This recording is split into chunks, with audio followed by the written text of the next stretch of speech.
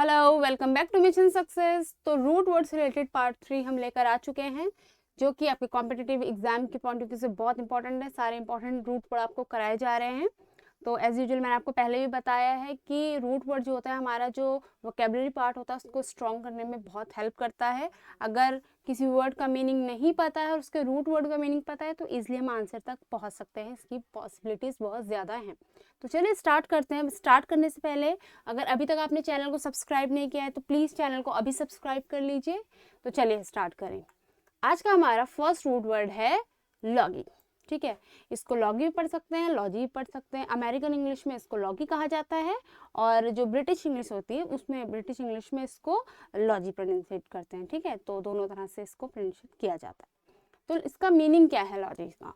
तो लॉजी का मीनिंग हो गया टू स्टडी समथिंग। तो लॉजी का मतलब, लॉजी कहीं भी किसी भी वर्ड में लग जाए तो आप समझ जाइए कि स्टडी से रिलेटेड बात हो रही है, किसी चीज़ को पढ़ने से रिलेटेड बात हो रही है। ठीक है, तो लॉजी कहिए, लॉगी कहिए, तो उसका मीनिंग क्या हो गया? टू स्टडी समथिंग, यानी कुछ अध्ययन करना, किसी चीज़ के अध्ययन करने के बारे में बात होना, उसको कहेंगे। तो चलिए आइए इससे रिलेटेड वर्ड देखते हैं। First word is analogy. अब एनालॉजी का मीनिंग क्या है? The study of comparison of two और मोर थिंग। मीन्स कि दो या उससे अधिक चीज़ों का जो कंपैरिजन करते हैं ना हम, दो चीज़ों में या उससे ज़्यादा चीज़ों में, उसको क्या कहा जाता है? एनालॉजी कहा जाता है। जैसे इसमें देख सकते हैं आप जेएफ में दो या दो से ज़्यादा चीज़ों में कंपैरिजन की बात करिए ना, तो उसको क्या कहेंगे हम? एनालॉजी कहेंगे। क्या कहेंगे? एनालॉजी, दो या दो से अधिक चीज़ों की तुलना का अध्ययन। राइट, उससे तुलना के अध्ययन को क्या कहेंगे? एनालॉजी कहेंगे। Next word is anthropology. ठीक है, तो एंथ्रोपोलॉजी क्या है? तो एंथ्रोपोलॉजी होता है the study of human being as anthrop means human. मतलब मैंने आपको इससे प्रीवियस वीडियो में बताया था कि एंथ्रो जो है वो ह्यूमन काइंड के लिए यूज़ होता है, मानव के लिए यूज़ होता है। तो यहाँ पे अब हमने अभी लॉजी पढ़ा, तो लॉजी का मीनिंग यहाँ पे अध्ययन से रिलेटेड है।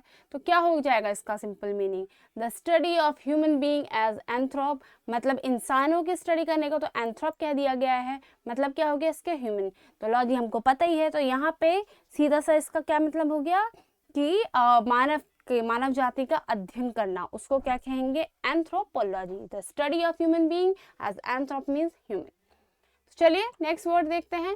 Next one is theology. अब थियोलॉजी क्या है?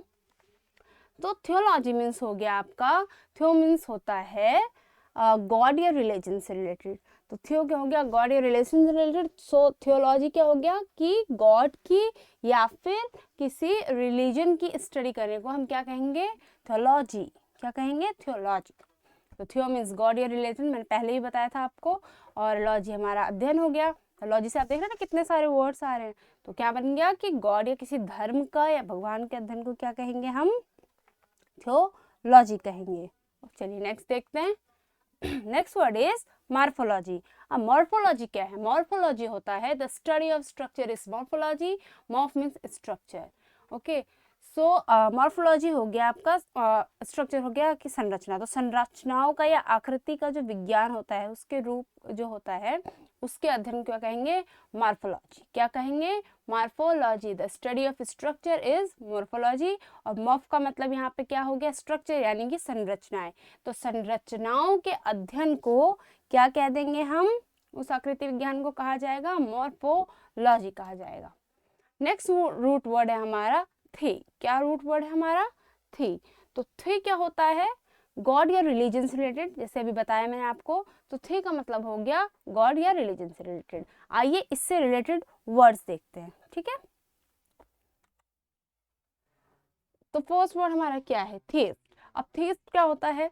Ist is follower. ईस्ट का मीनिंग क्या हो गया? फॉलो करने वाला। So theist is one who believes in God.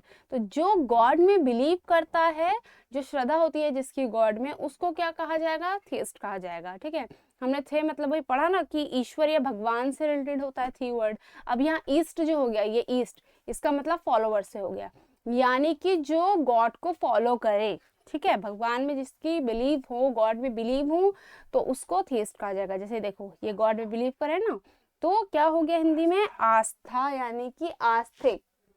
तो थीस्ट का मीनिंग क्या हो जाता है? आस्तिक। Next one is atheist. तो यहाँ मैं आपको बता देती हूँ। थी का मतलब हमें पता है गॉड से रिलेटेड हो गया, इस्ट मतलब हो गया फॉलोअर। पर इसके आगे जब ए वर्ड लग जाए ना, तो ए का मतलब होता है कि जो किसी काम को नहीं करने का जब सेंस दिखाना होता है ना, तो वहाँ पे अ आ जाता है, ए आ जाता है, तो उसका मतलब समझिए वो काम को नहीं करना, एक नेगेटिव सेंस दे जाता है। ठीक है, मोस्टली ऐसा होता है, ऑलवेज नहीं। तो अब देखिए कि a person who do not believe in God, theist हमने पढ़ा था, क्या था, आस्तिक। तो अब ए लग गया यानी कि इसका नेगेटिव सेंस दिखाएगा, तो ये क्या हो जाएगा, नास्तिक हो जाएगा। ओके, तो जो गॉड में बिलीव नहीं करता है उसको क्या कहेंगे, एथिस्ट कहेंगे। क्या कहेंगे, एथिस्ट। ओके, अब ये क्या मैडम कह रही है, I don't even believe in God. ठीक है, तो एथिस्ट क्या हो गया कि जो गॉड में बिलीव नहीं करता, वो से। Next one is pantheist. अब पैंथिस्ट क्या होता है, तो पैंथिस्ट होता है, pan means that is all over, मतलब चारों तरफ। So the person who believe in all God across all religion is pantheist. मतलब सारे रिलीजन के गॉड, जितने हर धर्म के जो भगवान हैं उसमें जो बिलीव करे वो क्या होता है, पैंथिस्ट होता है। ठीक है, जो व्यक्ति सभी धर्मों में ईश्वर को मानता है उसे कहेंगे हम पैंथिस्ट। क्या कहेंगे, पैंथिस्ट। कि भगवान हर जगह है, ऑल ओवर है, तो वो क्या हो गया, पैंथिस्ट हो गया। Next word is monotheist. अब मोनोथिस्ट क्या है, मोनोथिस्ट होता है mono cannot one, so those who believe in one God are monotheist. तो मोनो का मतलब ही एकाधिकार से होता है कि एक चीज को शो करता है, इंडिकेट करता है, और थीस्ट हमें पता है गॉड से रिलेटेड है। तो मोनो कैनॉट क्या होता है, कैनॉट्स वन मतलब मोनो एक चीज को दिखाता है।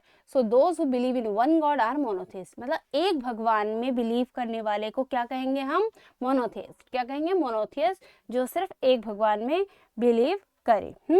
जो माने कि ईश्वर एकशवादी है, एक है, वो होता है मोनोथिस्ट। तो nothing is impossible when God is in your side. तो जो एक भगवान में बिलीव करता है उसको बोलते हैं मोनोथिस्ट। तो थैंक्स फॉर वॉचिंग गाइज, बहुत इंपॉर्टेंट वर्ड्स थे। आपको कैसे लगे प्लीज़ हमें कमेंट करके ज़रूर बताइएगा। चैनल को सब्सक्राइब कर दिएगा अगर आपने अभी तक नहीं किया है, लाइक कर दीजिएगा और फ्रेंड्स के साथ शेयर भी कर दीजिएगा। So thanks for watching.